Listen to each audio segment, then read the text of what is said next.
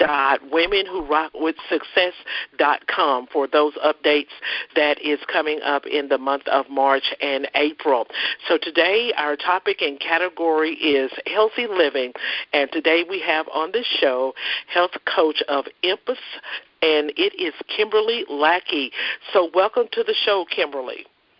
Hi, thank you. Good morning. And so tell us a little bit about you.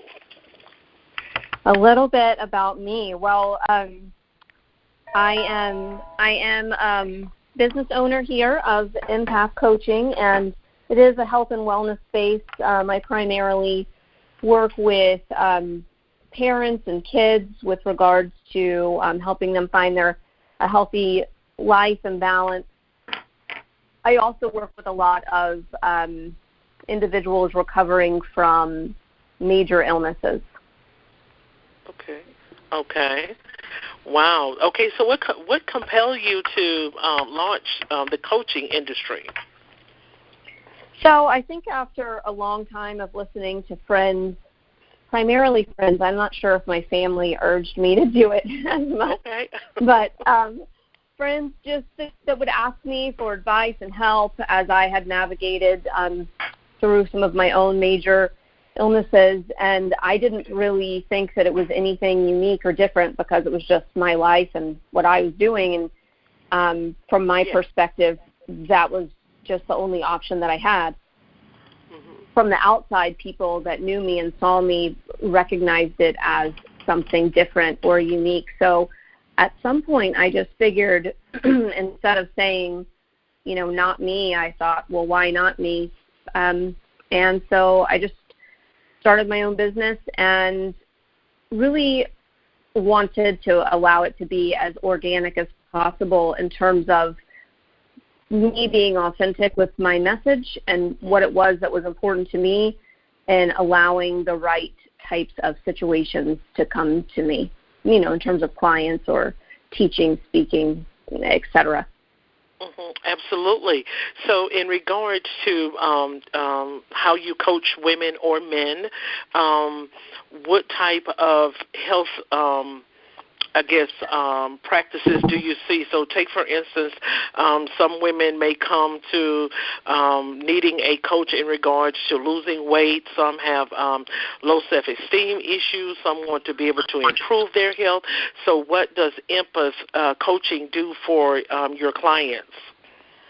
So the name of the business is Empath, like empathetic. Okay. And I work with people. I'm only mentioning that because I work with people in terms of, primarily learning to be compassionate and loving with yourself. That came to me because I'm a cancer survivor, and I also had a major arthritic condition that was really debilitating. So because I speak out about that a lot, that does attract clients to me in that way. Something that I also promote and speak about is that was my path to healing, and that doesn't have to be everybody's, whether it is that you have a major illness like that, cancer. What I had to do to recover and heal from that really started with learning to understand myself, who I am, how I need to show up in the world, being true to myself. I definitely had not been true to myself at all, and that manifests in a lot of emotional conditions. So, yes, people come to me that have had major illnesses, and very often the first thing that they'll say is, can you help me not have this pain? And, that didn't happen for me overnight, and it never started with me taking a pill. It started with me healing my life from the inside out. And I think that people can look at me personally and think, oh my gosh, I could never do what she did, but that was what life needed to show me for me to learn my own strength. And I don't think everybody has to get that low. I mean, why not be proactive so it never gets there in the first place? Okay. Wow, that's interesting. So let's switch a little gears here. In how would you impact or empower a a client, we'll say a potential client, because liposuction is kind of the growing trend. A lot of individuals see that as a, I guess, easy or quick way to decrease the pounds and weight, and some individuals may consider to just do it manually. So if a client comes to you in regards to they want to be empowered, but they don't want the liposuction, so how would you be able to respond to that? So I always start with people from the inside out. It's easy for us to look on the outside. You know, if I get this new shirt, if I have this new outfit, if I get my hair colored this way, maybe if I lose 50 pounds. And I don't think that those things are bad. I mean, look, I love clothes. Anybody that knows me would agree. And I certainly get my hair colored. 100%. However, if that's all that I was looking for, or a client, or anyone I'm working with, if they're looking to lose that 50 pounds to make them happy, I mean, I know that it's cliche that money doesn't buy everything, you know, that beauty isn't everything and all. I know that is a cliche thing to say, but it doesn't. Absolutely not. There are plenty of very wealthy people that are miserable. There's plenty of gorgeous people that have no idea what their place is in this world. So if somebody's coming to me because they want to avoid liposuction, or is this the right decision to me, what I would empower them and coach them to do is figure out why it is that they want that. What is it that they want to gain from that, to feel accepted in the world? Well, that comes from you inside, and I can work with them on that, on getting there. And there's, you know, maybe once we get there, they still feel like they want it, and that's okay. But making the decision from the right place is the most important. Absolutely. So from some perspectives of speaking with some women in regards to liposuction, we're going to stay on that for just a little bit. So in regards to that, so how would women, because it seems like you're empowering the women from the inside in regards to, I guess, the self-esteem factor. So how would women come out of your program? So take, for instance, physicians, what they do before they go in and they apply the liposuction method to women. They go in with a process. So, and I'm pretty sure that's also with Empath as well. So what is the process that they have to be able to go through any of your success testimonies and stories from your coaching? What is the process that they would have to go through in order to be successful? Well, I mean, it's really driven by them. If they, you know, somebody that's coming to me will, like you said, stay on the liposuction. I mean, if someone's coming to me and their question is, you know, is this the right decision for me? I mean, I'm going to start immediately and ask them, you know, why they want that. I mean, very often on this topic, I mean, these things come from a very deep belief that we all have the same ultimate wants and needs. Pretty much everything that we're all doing, male, female, doesn't matter, decisions that we're making all day long come from the need to feel wanted, understood, loved, heard, accepted. Those are overarching ideas. So when it comes to wanting to lose weight or look a certain way, is that going to make me feel loved, wanted, accepted, understood, a part of a bigger whole, part of community? So the idea is, again, if that comes from the inside, those feelings of acceptance, well, when was it that you ever felt not accepted? I mean, that goes back to our childhood almost always. Who told you you weren't good enough? We get these programs played to us all the time. So, I mean, like I said from the beginning, what prompted me to go backwards and learn to heal those things was having life-threatening illness. And I truly believe that life gave me those situations, because if you would have asked me at any time in my life as a child what was important to me, it was health and wellness. And so that was something that was going to bring me to my knees to listen and help myself. because it was that important to me. However, the other people, that shows up for them in other ways, right? Maybe, I don't know, maybe I hate to, say these types of scenarios that can happen out loud. I don't know. Maybe it's a car wreck and somebody breaks their arm and they look different and they want to fix their appearance. I mean, we see story after story of people that come out of those things and they say, wow, through tragedy, I actually found happiness. That's because they had to go inside and figure out really who they really were without all of that on the outside. Wow, that's awesome. That is amazing. And I'm thinking that, from your response, it's like whatever that you overcame, it's also being able to help other individuals to be able to be impacted as well in their health. That is so very awesome. So how has the passion grew for you? For your brand. I know when it comes to empowering women, that's huge for me. It really is, in different areas, because I try to find different ways to make women happy. I try to find different ways to make women feel good about them. I try to make women go beyond, even if they're separated, married, or divorced, whatever the category may be. So that is what drives me for the passion for women, and also what compelled me to move to Women Who Rock with Success, to be able to bring something to the world that women can be spotlighted, they can be profiled, they no matter who they are and what position that they're in, but it's basically to be able to bring awareness to women in their profession, because some women, they have the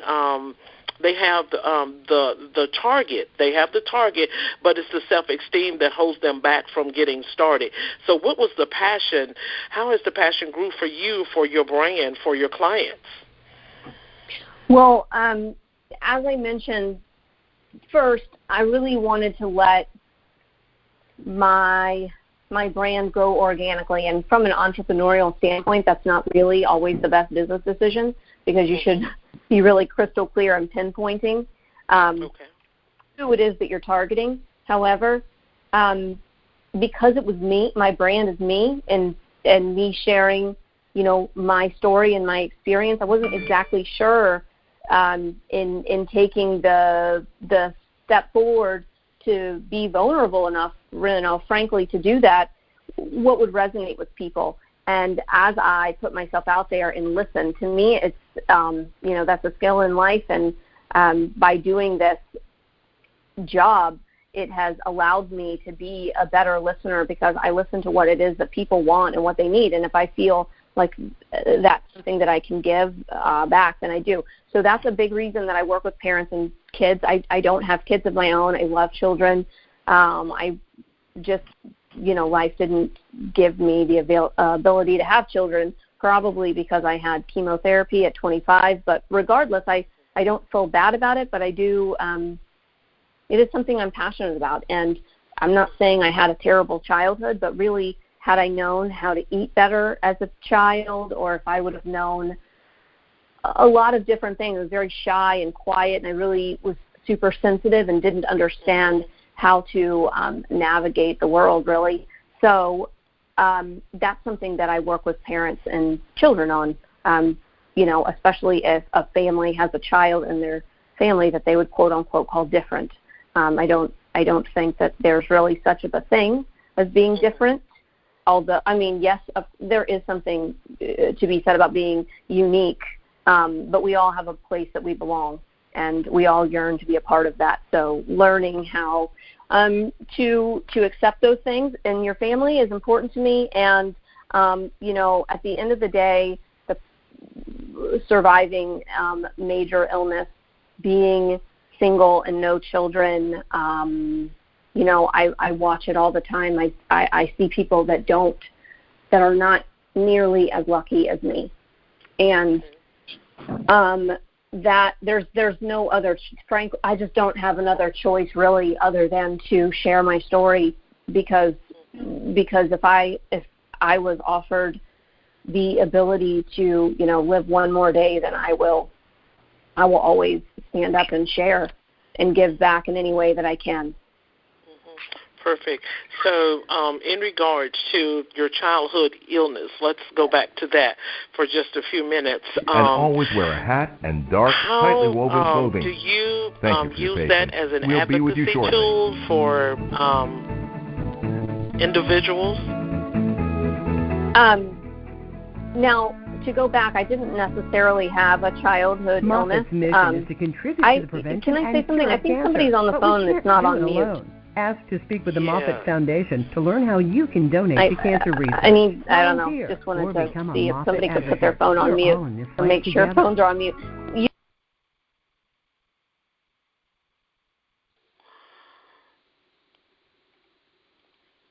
Okay.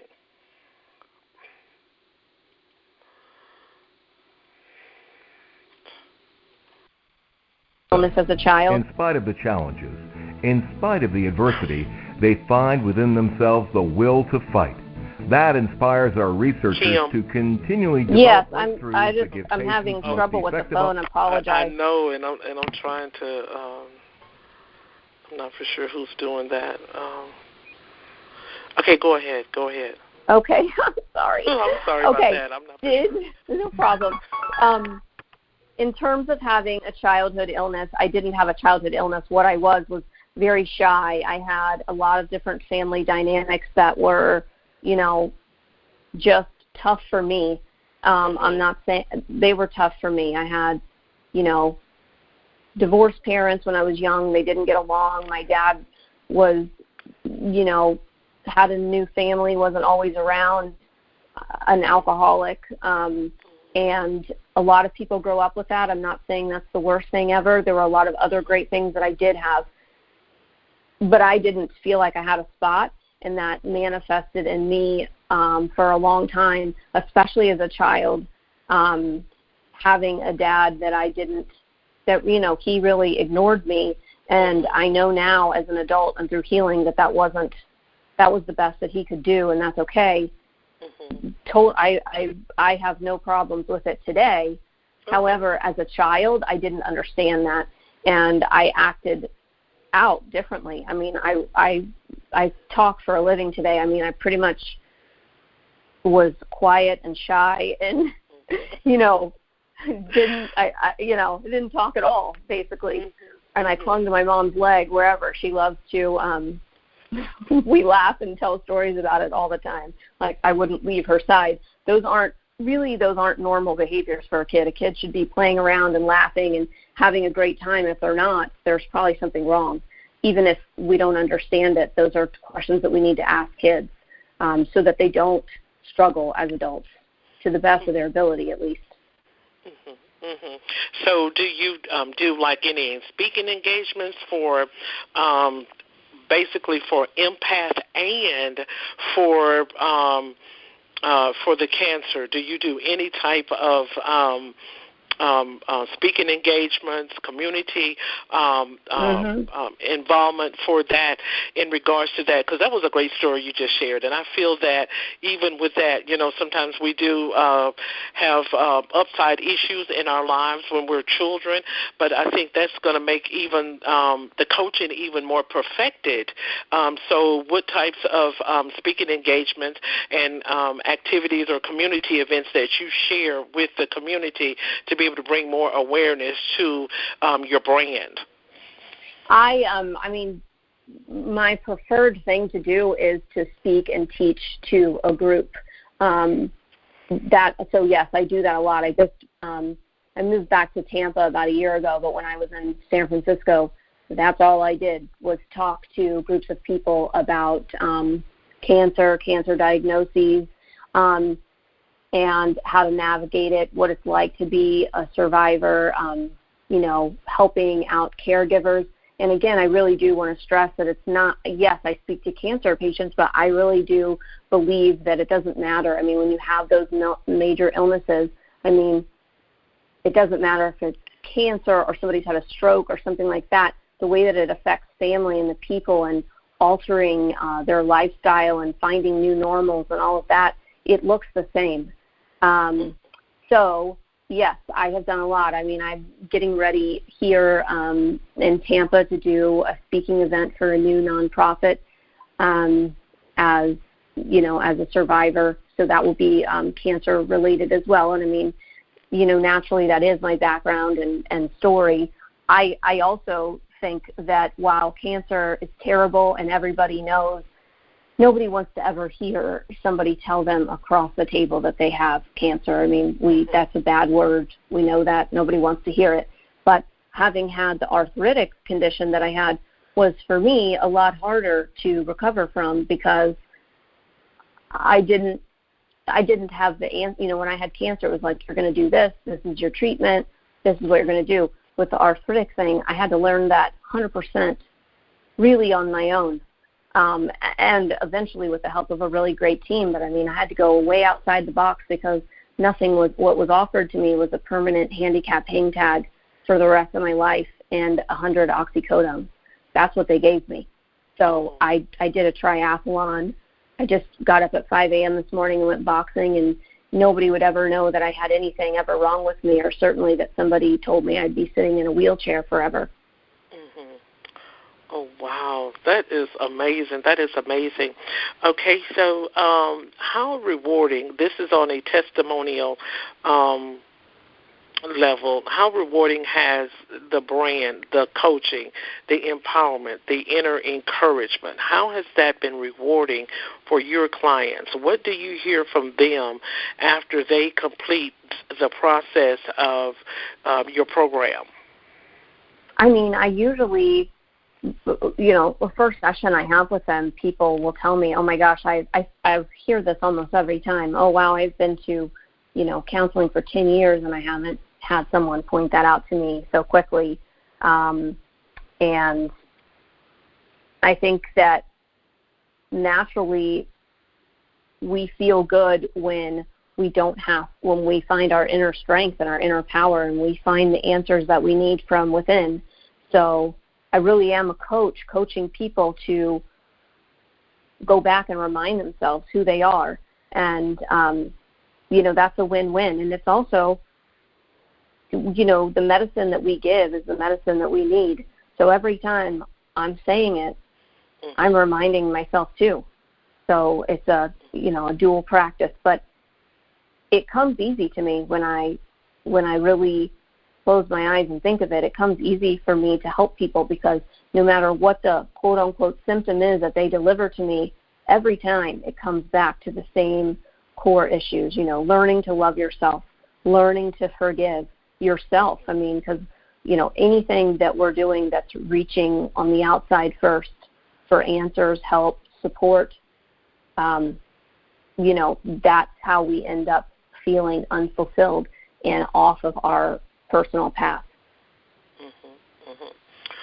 Okay, so where do you want to see Empath thriving in the next 5 years? What is it that you want your clients to be able to come and retrieve from Empath within the next 5 years? Because we all set long-term and we set short-term goals. There are some things that we want our clients to know or learn or be able to come up to a certain level on now, and then there is some things that where we want people to be in the next 5 years. So where do you see Empath thriving to in the next 5 years? Well, I'm super excited about what I've been seeing currently with regards to the way that Western medicine or medicine in the United States is going to be more preventative. At least that discussion is happening more, where there's a lot of talk about these energetic healings and healing the subconscious mind, which is essentially when I talk about, going back to the beginning and these programs that we've had as children and things like that manifest as illness. There is a lot happening, and I hear those discussions more and more, and I can't tell you how much that fires me up and gets me excited, because I think, yes, that's what makes me get up in the morning every single day is knowing if one person can grasp that concept and really realize that it's not so hard. The more that we fight it, and we fight that inner healing, we're really prolonging our happiness. So that's where I see my business going is I'm getting ready to get trained in hypnotherapy, so I'll be, certified to do it, and there's just a lot of continued discussion, whether it's at, MD Anderson and the Cleveland Clinic or, down to, more community level about those types of healings. And the reason that it's being discussed is because people are recognizing that taking the pharmaceutical pills, it's not making them feel better. In fact, it's a lot of times making them feel a lot worse. So they're opening their minds to finding other answers. So, I'd love to be facilitating in that process and field. So are there any publications that you have published or any books that you would like to refer to the listeners in regards to coaching or the programs that you offer, holistic coaching and wellness? Are there any resources that you would like to share with the listeners to be able to impact them further? Well, I have a lot of various writings and publications, not a book. I'm more of a blogger and publish articles in various outlets. So all of those are on my website at empathcoaching.com. And, like I said, I really enjoy speaking, so I do have a lot of podcasts up on there as well. Awesome. So how can the listeners be able to connect with you on any social media platforms that you would like to share with the listeners? All of my my handles are Empath Coaching, EMPATH Coaching. So I'm on Instagram. I do have a Twitter account, but admittedly I don't really use it. And I'm on Facebook as well. And then, of course, my website has links to those and ways to contact me. Perfect. So today, Women Who Rock with Success, we have been sharing information and tools, and we have had guest Kimberly Lackey of Empath Coaching with us on today. And Kimberly, we thank you so much for taking the opportunity out to be with us on today, and we thank you so much for your time and for all upcoming resources and events. You can go to our website at www.womenwhorockwithsuccess. Until next time, we will see you Thursday at 9 o'clock a.m. Central Standard Time. Thank you so much, and have a great day.